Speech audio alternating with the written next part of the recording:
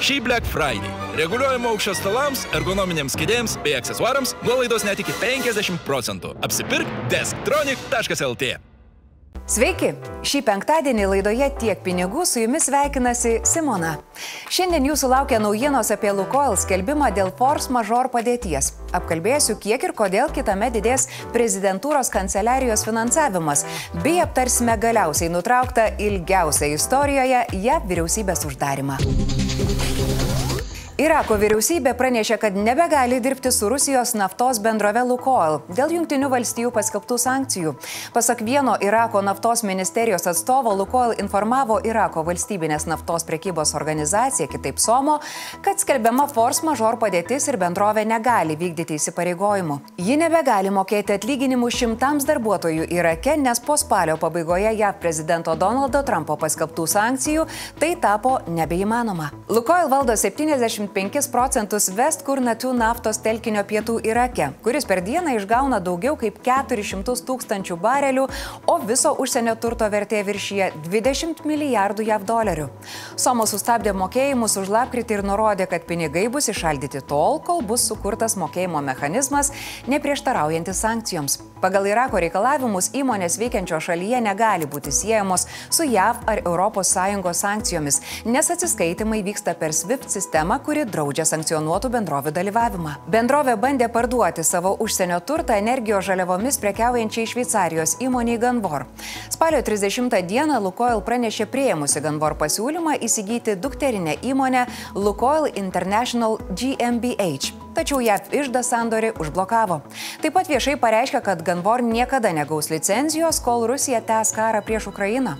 Po tokio pareiškimo Ganvor paskelbė atsiėmusi pasiūlymą pirkti Lukoil užsienio aktyvus. Lukoil International turi 5% akcijų Chevron valdomame Tengis projekte Kazachstane, valdo naftos perdirbimo gamyklas Rumunijoje ir Bulgarijoje bei pasaulinės prekybos operacijas.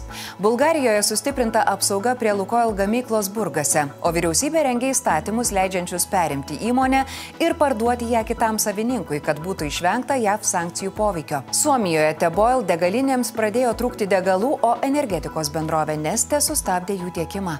Kol kas nėra žinoma, kada bus sukurtas naujas mokėjimų mechanizmas, kurį pripažintų Irako institucijos. Pasak SOMO vadovo, keli suplanuoti naftos kroviniai iš Irako šį mėnesį buvo sustabdyti, o Lukoil mokėtinos sumos kol kas išliks įšaldytos.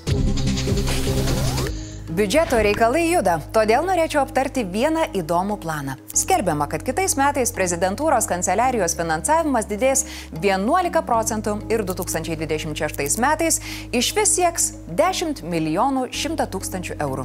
Šiemet institucijai skirta kiek daugiau nei 9 milijonai eurų. Prieš 6 metus Gitanui Nausėdai tapus prezidentu biudžetas buvo gerokai mažesnis, tačiau vėliau pakilo nuo 5 75 000 iki kiek daugiau nei 7 milijonų eurų. Vėliau kelerius metus jis išliko gana panašus, o 2023 metų biudžete išaugo jau iki maždaug 8,6 milijonų eurų.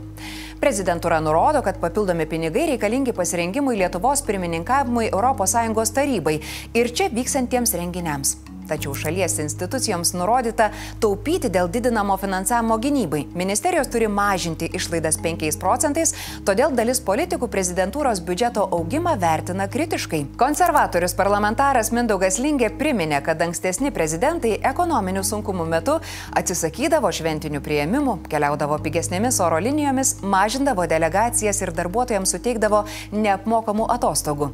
Lingė teigia, kad didinant biudžetą gynybai tikimasi solidarumo iš visų valstybinių institucijų, ypač iš prezidentūros. Konservatoriaus teigimu galima būtų ieškoti alternatyvų – pigesnių renginių vietų, mažesnių delegacijų arba infrastruktūros projektų atidėjimo. Politologas Saulius Spurga taip pat kėlė klausimą, kodėl prezidentūros biudžetas didėja labiau nei kitų institucijų. Pavyzdžiui, Seimo asignavimai kitais metais sieks apie 55 milijonus eurų, palyginti su kiek daugiau nei 54 milijonai šiemet.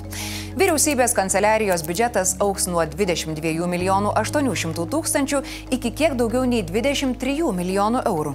Pasak jo, pirmininkavimui ES tarybai ruošiasi ir kitos institucijos, tačiau jų biudžetai augo mažiau. Politologas pabrėžia, kad svarbu užtikrinti teisingas proporcijas tarp institucijų. Jo teigimu, didžiausią nepasitenkinimą visuomenėje kelia ne išlaidų dydis, o neteisingumo pojūtis, kai vienos institucijos biudžetai auga labiau nei kitų. Kaip Jūs manote, gal prezidentūrai galioja kitos taisyklės ir ji neturėtų būti proporcinga kitoms institucijoms?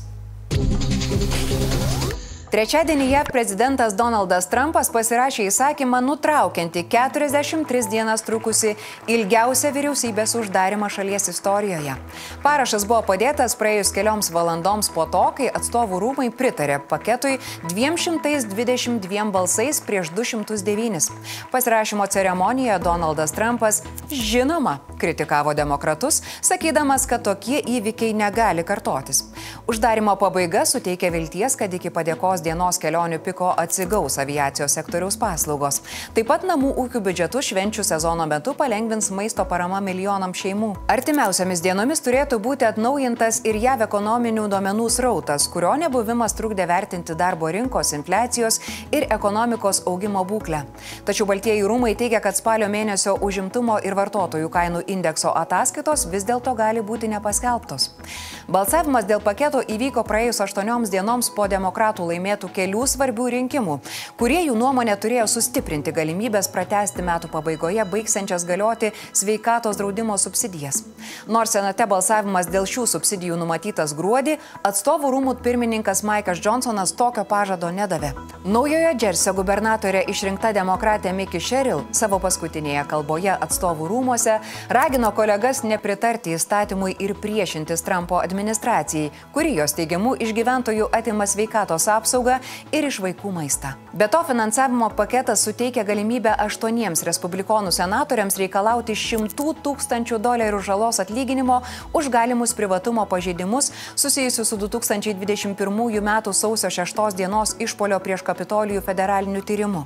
Ir galiausiai, nepaisant abipusių kaltinimų, apklausa rodo, kad 50% amerikiečių dėl uždarimo kaltina respublikonus, 47% demokratus. Balsavimas vyko pirmą dieną po ilgos atstovų rūmų pertraukos, kuri buvo skirta spausti demokratus. Tauragės apylinkės teismas už piktnaudžiavimą, įgaliojimų viršijimų ir aplinkos apsaugos pažeidimus nuteisė buvusių Šilutės rajono savivaldybės darbuotojus Algį Bekerį, Sigitą Šeputį, Remigijų Rimkų ir Artūrą Stonkų. Teismas skyrė daugiau kaip 92 000 eurų baudų. Nuteistiesiems taip pat 3 metus uždrausta eiti renkamasias ar skiriamas pareigas. Nuosprendis dar gali būti skundžiamas. Lietuvos švietimo darbuotojų profesinė sąjunga, susitikusi su švietimo ministre Raminta Popovienė, dėl atlyginimų didinimo sutarimo nepasiekė. Ministerija laukia finansų ministerijos pozicijos. Profesinė sąjunga reikalauja nuo sausio atlyginimus didinti ne mažiau kaip 8%, o nesulaukus susitarimo kitą trečiadienį žada mitingą. Ministerija siūlo alternatyvą – nuo rugsėjo kelti atlyginimus 11,5% ir išlaikyti augimą 3 metų perspektyvoje. Dėrybos tęsis kitą savaitę, tačiau dalis profsąjungų teigia, kad ministerija nepajėgi pasiūlyti tinkamų alternatyvų. Premjerė Inga Ruginienė siūlo pervadinti motinystės, tėvystės ir vaiko priežiūros atostogas, nes jos teigimu tai nėra atostogos. Ministrė pirmininkė žada skelbti visuomeninį konkursą naujam pavadinimui. Opozicija kritikuoja šią idėją, sakydama, kad valstybėje yra svarbesnių problemų, pavyzdžiui, finansavimas gynybai. Vyriausybė ketina stiprinti šeimos politiką, svarstoma peržiūrėti vaiko pinigus, paramą būstui ir padidinti vaiko priežiūros išmokų lubas. Taip pat siūloma išplėsti ratą šeimų, kurios gali gauti kompensaciją aukliai, o tam papildomai reikėtų apie 200 000 eurų iš biudžeto. Ir klausiu jūsų, gal turite sugalvoję geresnį pavadinimą negu motinystės atostogos? Komentuokite ir aptarsime kitoje laidoje. Tiek pinigų šiandien. Su jumis buvo Simona. Gražaus savaitgalio.